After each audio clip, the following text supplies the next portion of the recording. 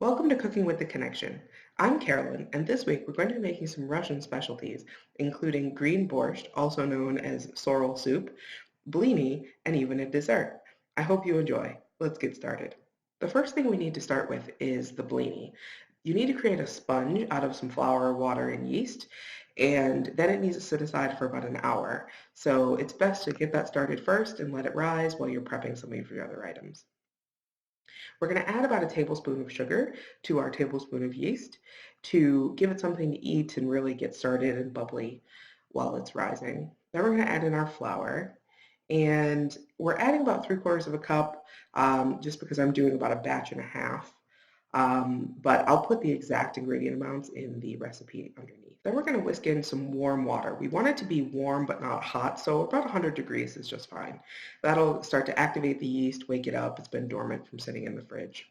We want to get all that mixed in, and then we're just going to set it aside someplace warm, probably on top of the stove is a good option, especially since we should be preheating the oven for the dessert that's going to come next. So we're going to get 4 apples. I have 5 here only because I have a tendency to eat them. And we're going to peel them and then cut them in quarters and core them. And then I'm going to use a mandolin to slice them really thin. The mandolin is going to give us really thin, even slices. You can do this with a knife, of course, if you don't have a mandolin, but it's just easier and faster, and you'll get more consistent slices. Then we're going to squeeze over about half a lemon. This way it'll stop it from browning and or oxidizing. And we're going to also sprinkle over a couple spoons of sugar. That will help to bring out some of the juices of the apples so that it doesn't make a soggy cake. It just kind of brings out some of that water and it doesn't go back in. And give that a stir, and then just set it aside while we actually get our cake batter going. So our cake batter is really, really simple. It's only a couple ingredients. It's just some flour, and to the flour we're going to add some cinnamon and some nutmeg, and that's it for the dry ingredients. There's no leavening agent besides the eggs that we're going to whisk up in just a little while. So sprinkle of cinnamon, about 1/4 of a teaspoon, and also we're going to grate in some fresh nutmeg. If you don't have fresh nutmeg, that's fine. You can just use pre-ground nutmeg. It'll have better aroma if you add some fresh nutmeg. Then we're going to take 3 eggs and mix it with 3/4 of a cup of sugar. We're going to whisk our eggs and sugar together till it's really light in color. And when we pick up our whisk and kind of drizzle the batter over itself, a ribbon will kind of stay on top before it slowly sinks in. Then we're going to add in about half a teaspoon of almond extract. This just gives the whole cake a really delicious flavor, and almonds and apples are really, really good companions. So whisk that in before we whisk in our flour. And you can just pour it all in there. You don't have to mix it up or anything like that. And then we're just going to gently fold it in. We don't want to lose all that air that we just whisked in there and made our arms really tired, but we want to make sure that all the flour and spices are incorporated thoroughly. Then we're just going to put in our apples into a springform pan and just kind of spread them out, make sure that they're even and kind of flat. Any that are sticking out might burn, so you want to make sure that they're flat on the top. And then pour over our cake.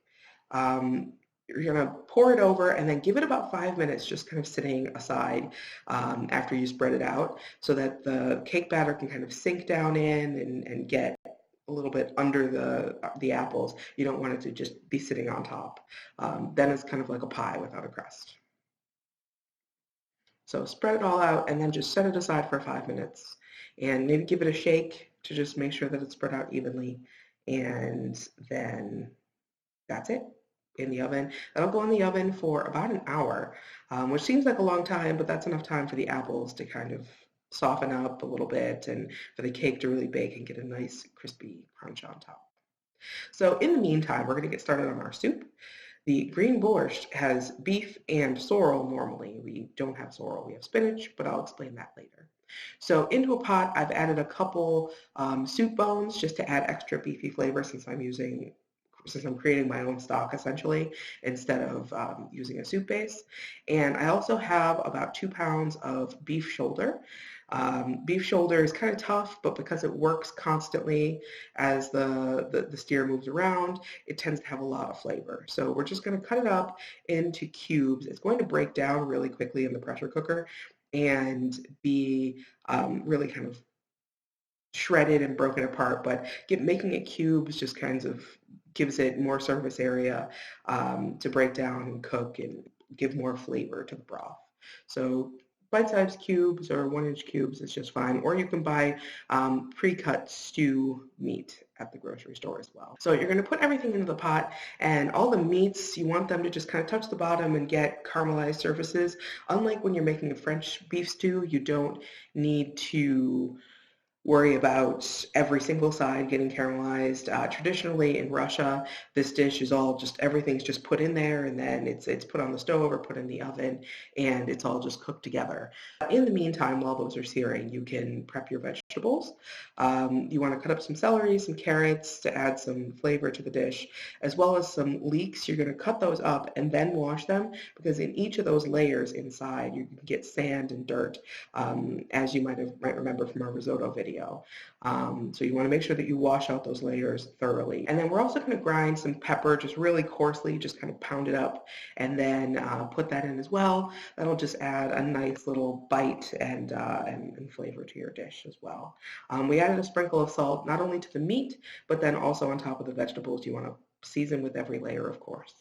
And into the pot as well, after everything's done searing and the meat's ready, you're just going to put in 6 cups of water, and then put your pressure cooker lid on and seal it. Put it on the stove and pressure cook it on high for about half an hour. Now that our cake is baking and our stew is on the stove, we can get started on our blini. So as you can see, our sponge has really risen and is really puffy. When I moved it, it kind of deflated a little bit, but it was all the way up to kind of halfway through the bowl. So it really doubled or tripled in size. We want melted butter. My butter didn't melt all the way in the microwave, so I have hot milk here. So I just poured the hot milk over to finish melting it. You want to be able to mix it really easily into your sponge. And 2 cups of warm milk as well. Just pour that in and give it a whisk. We're going to prep all of our wet ingredients together first, and then add our flour last and whisk it in, and then that will be it. It's really, really easy, not a lot of a ton of ingredients. 1/4 cup of sugar just to add some sweetness, and 2 teaspoons of salt as well. Then 3 eggs. The eggs are really going to give it kind of the springiness and the stretch. These are going to be really, really thin pancakes, but you still want to add some eggs so that they have, when you spread them out really thin, they actually kind of hold together.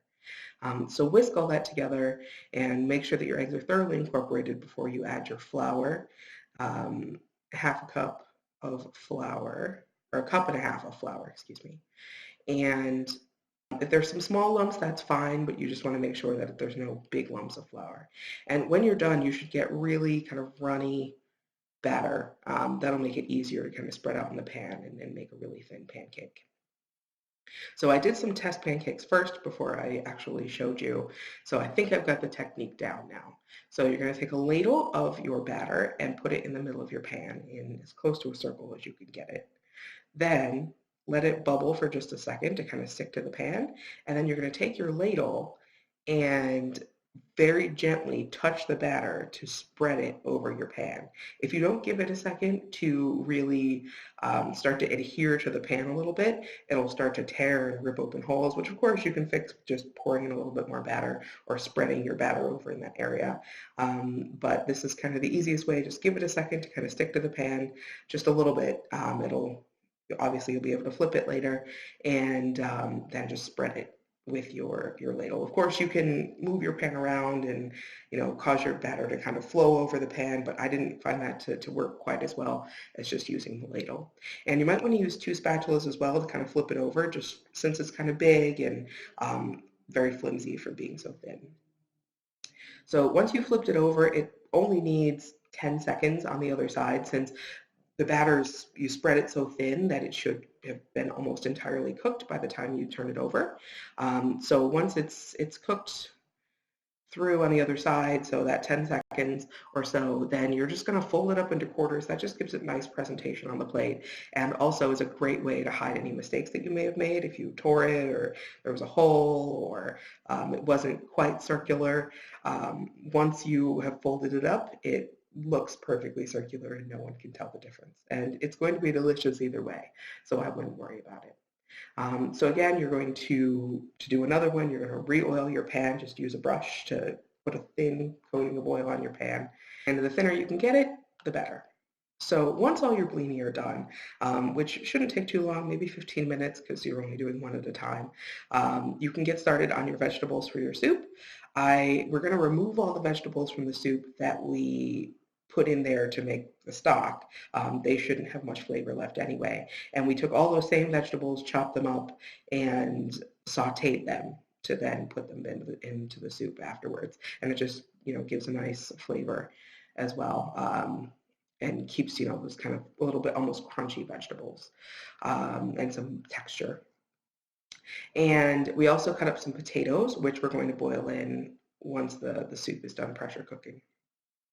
So while those are sauteing and while our soup is depressurizing, we're going to make a whitefish salad to go in our blini. I have some smoked whitefish here, and I chopped up some celery, fairly small. I don't like big pieces of celery in my whitefish salad. You can buy it pre-smoked in the package at the grocery store. It's a little bit expensive, but well worth it. It's really delicious. You're just going to pull off the skin, and then we're going to pull the fillets off the bones. And we're doing this all with our fingers so we can kind of feel the bones and feel where they are and then pull them out, since we don't want anyone choking, obviously. So you're just going to pull off a fillet. It's come off really easily from the hot smoking process, and then just break it up with your fingers, making sure to feel for any bones. And if you do feel any bones, obviously pull them out. When you're done, you should just have a flat fish skeleton that you can then throw away along with the skin.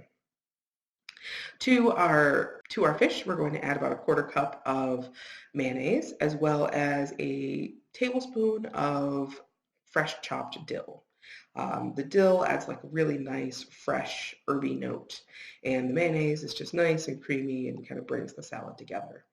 And also some fresh ground pepper. We have some left over from when we made the soup, so we're just going to grind that up a little finer so that it's closer to a dust, and then add that in. And taste it for salt after you've mixed it up.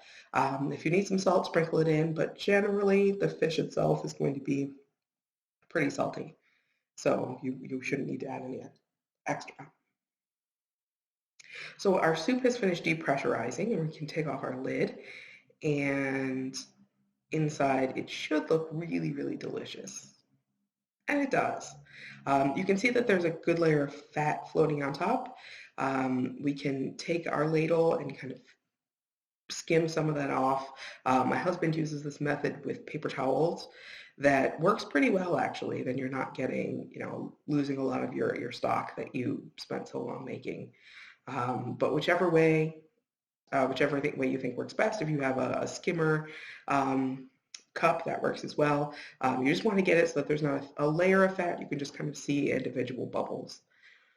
And you're also going to pull out the vegetables and your soup bone so that you're just left with the stock and the meat. Season up with some salt, and if your broth doesn't really, or if your stock doesn't really have a deep enough beef flavor, you can also add a little bit of bouillon or better than bouillon beef paste as well.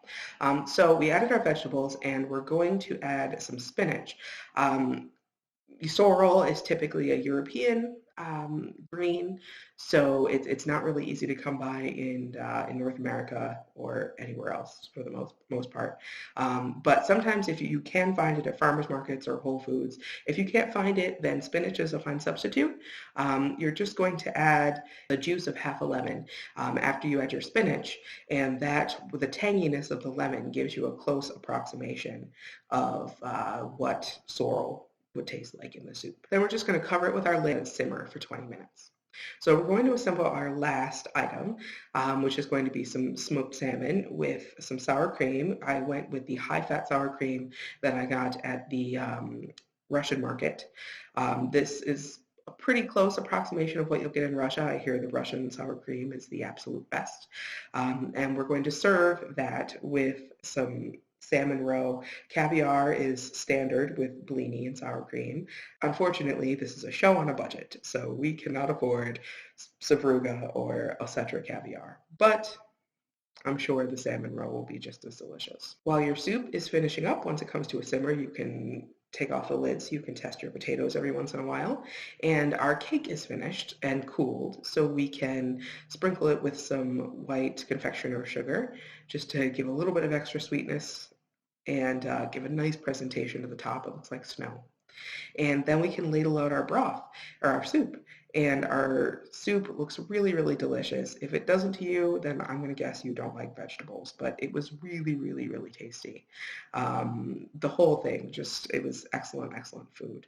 I've put a picture here of how to assemble your blini with your whitefish and some sour cream and salmon roe.